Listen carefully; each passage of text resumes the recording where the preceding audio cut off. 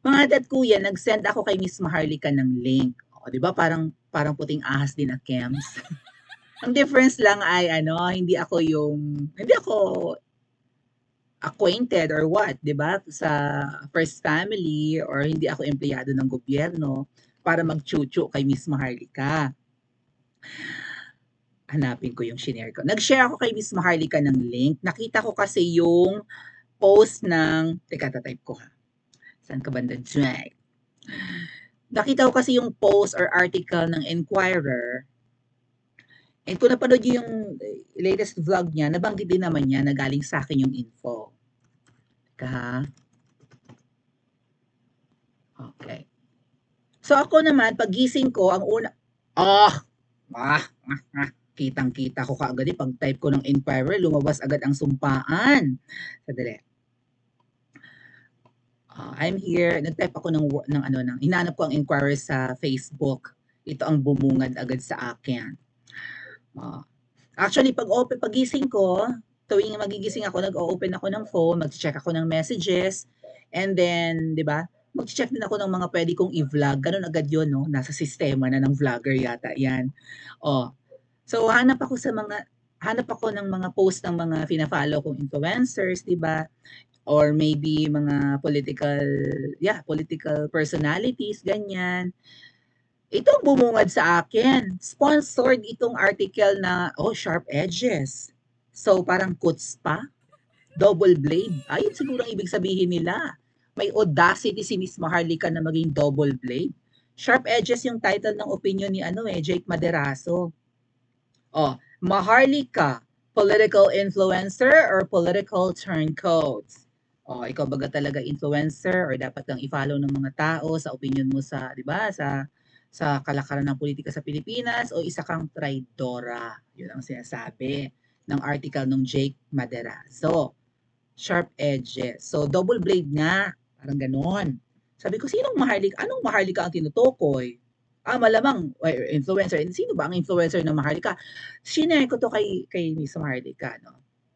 So, mamaya panoorin natin yung video niya. So, ang reason ko kung bakit ko shinare sa kanya, ate, pinag-uusapan ka na ng media. Alam niyo naman may media blackout pagdating sa mga expose ni Miss Maharlika. Tama? Dito sa article, chinek ko, binasa ko, mahaba medyo lengthy yung article. Hindi naman talaga nila nire-reveal yung mga expose ni Miss Maharlika. Kundi may binisto sila na parang nagsiswindle or whatever, nagsishift yung alignment ni Miss Maharlika or what na bumabatikos, grabe mang balahura sa first family, particularly sa Royal Queen. Tapos biglang bumati ng Merry Christmas sa mag-asawa. Kaya, alam niyo na, kay Hello Kitty at saka kay Queen Bee. Queen Valentine or Queen Butong. Bahala kayo dyan. Si Queen dami yung pangalan. Bakit ganun? Parang nagsishift si Miss Maharlika, di ba? Grabe balahurain, tapos biglang bumati ng Merry Christmas. Luma pala yung video, and yung video na yun ay for your eyes only ng isang puting ahas. Mamaya rin pupuntahan yung puting ahas. Dito muna tayo sa article. So sabi ko, Miss Maharlika, pinag-uusapan ka rin ng media, iniiwasan kasi Kasi nga, di ba? Sa post nga ni Mrs. na hindi ko na mahanap, sabi niya nagkamali kayo na feature niyo si Miss Maharlika. Although ang purpose nitong or maybe yung objective nitong article na ito ay ilaglag si Miss Maharlika dahil nga kutspa, double blade, balimbing, traidora, yun na turncoat, ayun nga, nasa title mismo. Ay magiging iba yung magiging iba yung resulta ng pag-feature ng Inquirer kay Miss Maharlika. First time kasi medyo rin ako, 'di ba, na-surprise din ako na may isang Inquirer na i-feature si Miss Maharlika sa kanilang article. May isang media. Hindi nga binabanggit si Miss Maharlika ng walang masyadong vlogger, mga ate at kuya, may kilala kayong vlogger, lalo political vlogger na napapabalita sa mainstream? Wala. Well, naranasan ko. Sa mga bago lang dito, naranasan ko. Kinabahan ako ng bonggang-bongga. Baka ako ma-cyber libel. Oo, tapos tinatakot pa ako ng mga pinklawan, mga ate at kuya na baka talagang ano, "Vlog now, kulong later," sabi ng mga bumabati ko sa'kin. Afraid ako ng mga time na yon. Yung nangyari kay Liza Soberano na na-red tag daw. Kasi 'di ba nag-vlog ako niyan na si Liza nag-guest sa parang, online conference or something, online program ng Gabriela Youth. May ano, may parang may gano'n, may pautot, may pa-online conference or something yung Gabriela Youth na alam naman nating makakaliwa. Tapos habang sila ay, habang tumatakbo yung kanilang program, yaya sila ng yaya ng mga kabataan, "Join na kayo sa'min. Ang guest namin si Liza Soberano," gano'n. Tapos si Liza nga nag-ano dun, nag-speech. I think nasa New York yan siya, ano, nasa Melrose, California yata si Liza nun, if I'm not mistaken, kasi pandemic, eh. Pandemic nangyari yun. So, online yung kanilang conference. Nag-guest si Liza. So, nagamit siya ng makakaliwang grupo para magyaya ng mga panibagong miyembro. Nagpapalakas kasi yung makakaliwa kasi humina sila during PRRD. Sabi ko, Liza, hands off our children. Hindi mo ba alam na yung sinalihan mong program na yan or online conference ay programa ng mga makakaliwa at nagagamit ka para makapagyakag pa. O na-red tag ko daw si Liza, tinawag ko daw NPA si Liza. Tapos pinanggigilan pa ako ng manager niyang akla, na pinklawan din na maka BFF Lenlen ko. Oh, yung vlogger na uubo-ubo, sabi sa mabuti na lang, 'di ba? Nagsalita nung si General Parla din na, "Let's not red tag Liza. She's not a member of the NPA. Not yet." Sabi ni ano, ni General Parlade na ng NTF-ELCAC, 'di ba? Pero wala na siya sa NTF-ELCAC eh. Hindi pa siya miyembro. Ang word ay hindi pa. Pero kapag ka minamanage pa rin ng aklang, alam niyo na, dating manager, kasi ngayon si James Reid yata yung, ewan ko kung okay pa ang management ni James Reid kay Liza. But yung dati niyang manager na akla, na manager din ni Vice Tanda, parang yung pagmamanage sa career ni Liza, hindi maganda kasi isinasabak siya sa ganun, sa mga guesting ng mga makakaliwang group, programa ng makakaliwang grupo. So, nung nagsalita si General Parla din na ano, na let's not red tag Liza, she's not a member of the NPA, not yet. Si General Parla din yung kinuyog ng mga pinklawan, nalimutan na ako, nawala ako sa eksena. Ang pangalan ko pa noon sa article ng media ay hindi Princess Maui or Maui Spencer. Ako daw si Mark Lopez. Ah? Kumukha ko ba si Mark Lopez? Nainggit nga sa akin nun yung ibang mga DDS vlogger kasi 'di ba ako na-feature sa media, sila hindi. So anyway, napaka-rare po kasing mai-features ng media. And ito nga po, Miss Maharlika is once again being featured sa ating print media, print media. So, ang pinalalabas nila parang traidora. 'Di ba? Grabe bumatikos tapos nung Pasko bumati ng Merry Christmas. Yung video pala na yun ay para lang sa isang puting. Mamaya natin puntahan yung puting ahas. Ayun nga po, mahaba yung article. Ipakita ko lang sa inyo ng mabilisan. Ito, bagal nito. Ayan, si Miss Maharlika. Nasa TikTok to, viral sa TikTok yung, ayan, si Miss Maharlika naka-coat ng naka-fur coat. Ito pala ay kuha nung pumunta yung puting ahas sa US. Ay close na close ni Miss Maharlika noong 2022. Yung puting ahas, nagpaparinig si Miss Maharlika nun about babaeng ahas. Binabatikos na niya. Alam ko mga September, October, binabatikos na ni Miss Maharlika kasi babaeng ahas eh, kung sino man yan. So, tapos biglang nung December ng 2022, bumati, pinilit pala si Miss Maharlika para daw magbati-bati na. So, yan yon, nire-record ng puting ahas yung message niya, Christmas message, nagtatampo nga raw yan eh, si Jubeing Ahas. Yun yung response. Ayan, si Miss Maharlika. So, lumabas yung video, binigay niya to sa puting ahas para ipakita sa ano, sa kay Queen Bee na bumabati siya, no? Lalo na kay Hello Kitty. O bakit nilabas yung video? Alam niyo mga tat kuya, iba-vlog ko na to dapat, Miss Maharlika. Bago na i-vlog ni Miss Maharlika, magpa-vlog na dapat ako tungkol dito. Sabi ko, Miss Maharlika, laman na ng Philippine media. Pero inantay ko muna siyang mag-vlog about this, about the Inquirer, bago ako isaba. Kasi mabuti na lang nag-antay ako kasi pinakita ni Miss Maharlika yung original video from itong original video nito, itong mismong picture na to or screenshot sa TikTok. Ayan, may mga nagre-react. Ensaymada to. Ay, hindi. Ito ang ensaymada. Ito yung nag-post. Ensaymada to. Merry Christmas, Maharloka. Tingnan nyo, ad hominem ang mga ang mga ang ensaymada, Maharloka daw. So, ganun nga, bumabati ko, sa biglang babati ng, di ba, ng Happy Holidays and whatnot. Oh, Maharlika gustong maging official ng Philippine Embassy sa US. Anong proof nila? Anong proof ng kung tutusin libelous itong mga pinagsasabi ng ensaymada kay Miss Maharlika eh. Or kahit cyberbullying, di ba? Maharlika daw eh. Kaya lang, si Miss Maharlika, dito ko naman siya na-appreciate. Focused siya sa puting ahas. Kahit si Miss Maharlika ay tinatawag na fake news ng mga nasa Japan ngayon, ng mga vloggers. Or nakauwi na ba?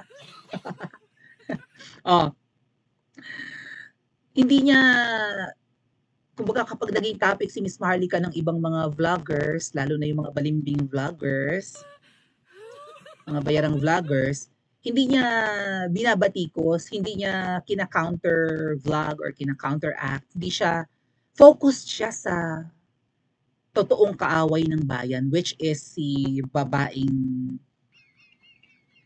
yun talaga, focus tayo sa ulo ng ahas, dead man na yung mga bashers, dead man na yung mga ensaymadong umatake sa kanya, sabi niya, one day ma-appreciate din nila yung Miss Maharlika, I doubt it, ma-appreciate ka ng mga ensaymada. Ang mga yan naman kasi mga for the silang pakialam sa kinabukasan ng mga kababayan nila or sa ikabubuti natin kapag nawala yung mga hayop na mga kamkamerang nakaupo. Mahaba yung article, pero yun nga po, di ba, feature pa nila yung yung post ng ensaymada, ng Enquirer. So gusto nilang palabasin na si Miss Maharlika ay traidora. Na hindi yung traidora kasi di ba, parang bipolar. Babatikos, tapos biglang babati ng Merry Christmas sa mag-asawa. Ganun yung, anyway, panoorin natin yung video ha. Dito mami-mention ni Miss Maharlika na sa akin nga galing yung info ng Enquirer na ito. Sabi ko naman sa inyo, mahilig ako magkalkal, no? Mahilig ako, bago ako mag-start ng vlog, marami akong nire-research para yung aking topic, yung aking content ay hindi fake news. Okay, hindi ako matagtag ng mga kapag kami mga dyan, may mga tungaw or mga bangaw na nakakapasok sa ating channel na, ay, fake news ka, Princess Maui. Isupalpal yun ng fake news. Nagbibigay lang ng opinion ang Principesa, no, na i-release na ng media bago pa siya magsalita. Ganyan po kasi para maging safe right? Ang isang vlogger, para hindi rin matag as purveyor of fake news, bago ka magsalita, make sure na may mga nauna na. Kumbaga parang secondary source nyo na lang ako kasi may primary source na tayo. Actually, tertiary na ako Ang media, meron na silang primary source. Ang media ang usually secondary. Okay? Ang mga primary source, pwedeng mga libro, ganyan, di ba? Or mismong saksi ng mga events. And then, ang media, since doon tayo makakapanood sa TV, sa radyo, sa newspaper, sila yung secondary source natin. And since secondary source ko na ang media, tertiary na ako, pangatlo nyo na akong source, di ba? Sa mga ganap-ganap. So, pakinggan natin si Queen Boljakera sa kanyang reaction dito sa, actually, fake news yun yung nasa Enquirer. Fake news yun laban sa kanya. Pero pakinggan po natin siya dito, and then mamaya natin pag-usapan yung pagbaligtad na Loka Akes. Yung link na shinare ko, nagluwal ng, nagluwal ng mas mga nakaka-amaze na mga info. Yan po ang kamalian ng mga ng mga puting ahas. Huwag kayo magkakamaling maging traidor kay Queen Boljakera. Marami siyang bala laban sa inyo. Huwag niyong uunahan kasi lalo kayo ang mas maraming, 'di ba? Kayo ang mas maraming kalokohan. Huwag niyong simulan. Di ba gano'n? Mga anak talaga ng mas malalalang pasabog. Huwag niyong unahan yung pagpapasabog sa bagong taon at mas maraming bala ang Queen Boljakera. Let's listen to her, mga ate at kuya.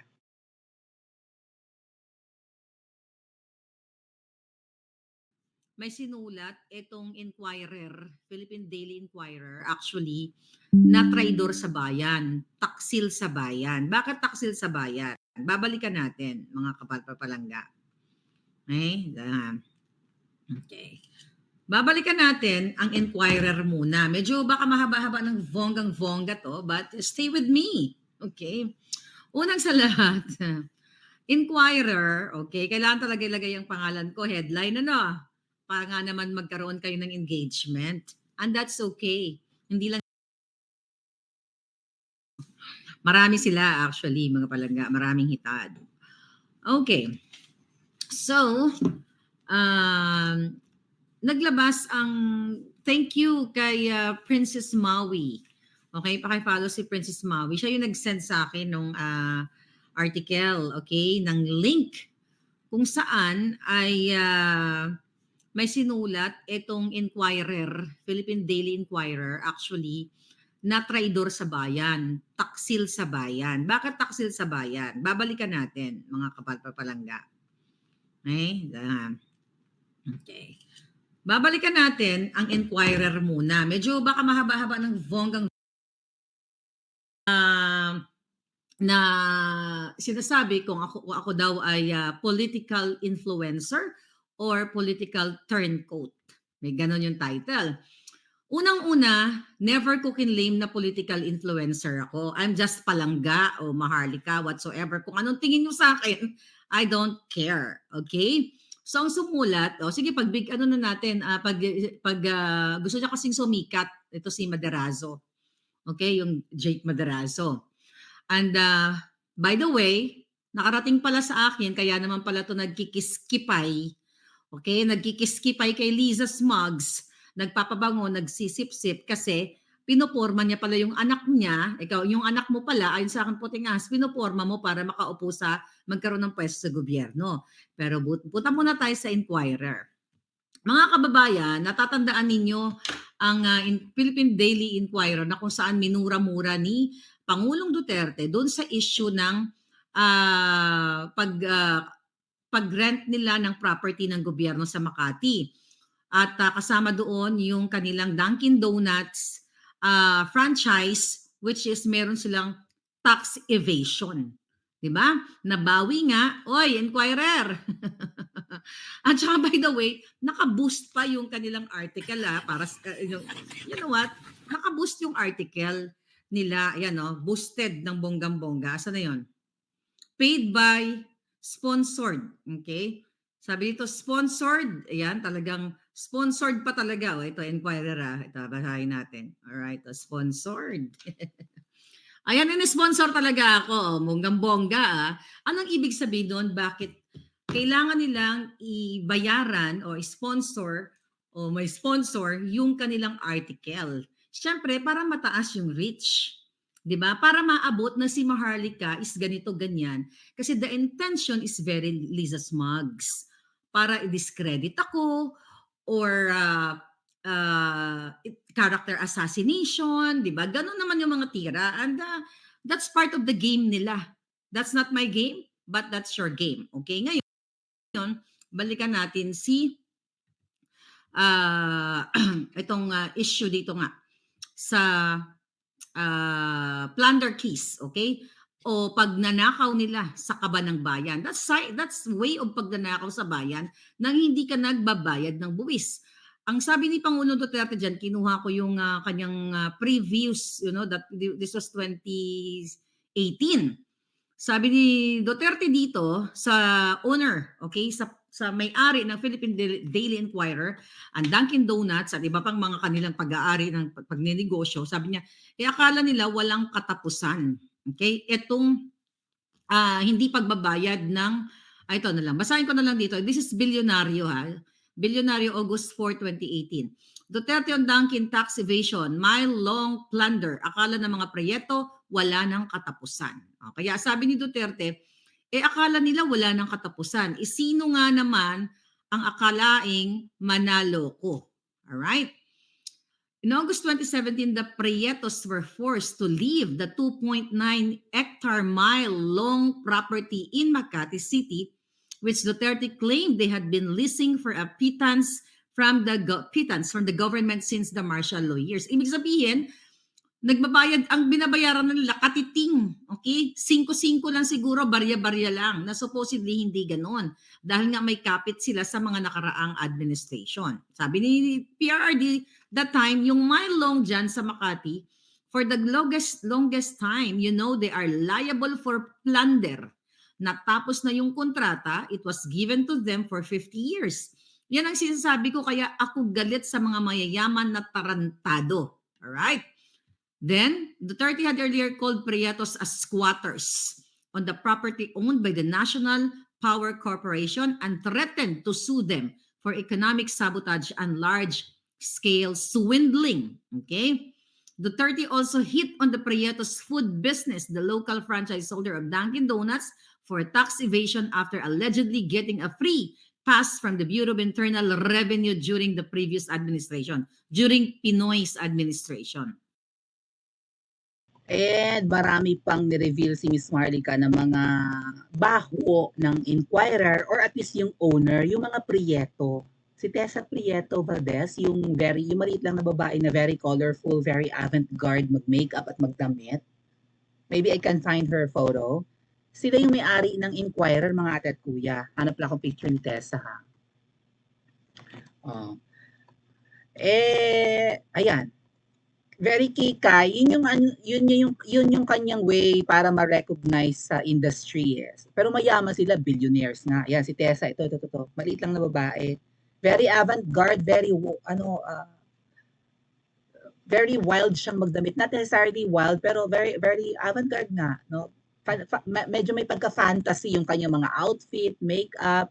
Ayan si Tessa. O, kung makikita nyo, yan. Very colorful yung kanyang mga suot-suot.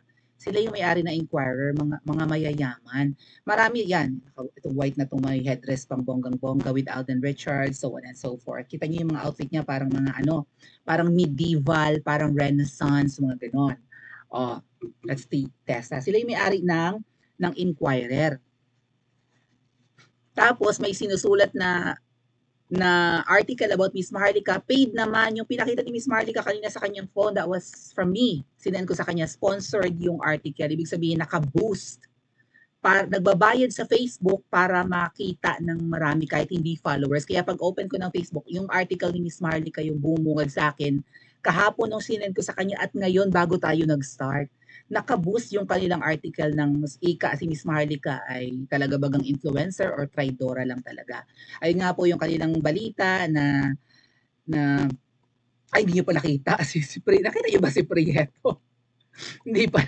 Ngalngal. Nakita nyo ba? Ay, si Tessa, ngalngal ng ngalngal. Yan. Yan, ang mga suot niya. With Alden Richards. Kung hindi nyo man nakita, ano po. Yan si Tessa. Sila yung may-ari ng Inquirer. Yan. Very, very avant-garde yung kanyang pag-outfit ng mga, yan, pati yung makeup niya minsan, ganon, ang haba ng pilik mata. That's how she dress up, no? How she carries herself. Yan. Disney princess ang peg ng Lulanyo. Anyway, salamat po OFW Hero.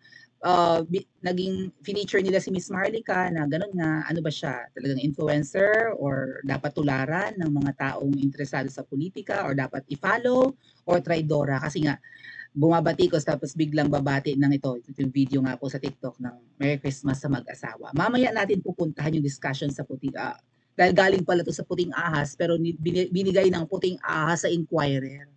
So magkakasabwat para durugin si Miss Marlica. Tapos ngayon, gustong durugin ng Inquirer si Miss Marlica sa tulong ng puting ahas na bumaliktad, nakalkal ang baho nila. Kaya po yung sinasabi, di ba? Akala siguro nila walang bala si Miss Marlica na available naman online actually yung mga issues ng mga Prieto and ng Inquirer. Tamo, pati yung ibang Diyos ko, pati donuts na paborito ko, kanila pala yon. Kaloka. Kakain pa tayo nun? Baka, ewan ko, bahala kayo. Paki-comment niyo po sa comment section at mag-like and subscribe din po kayo.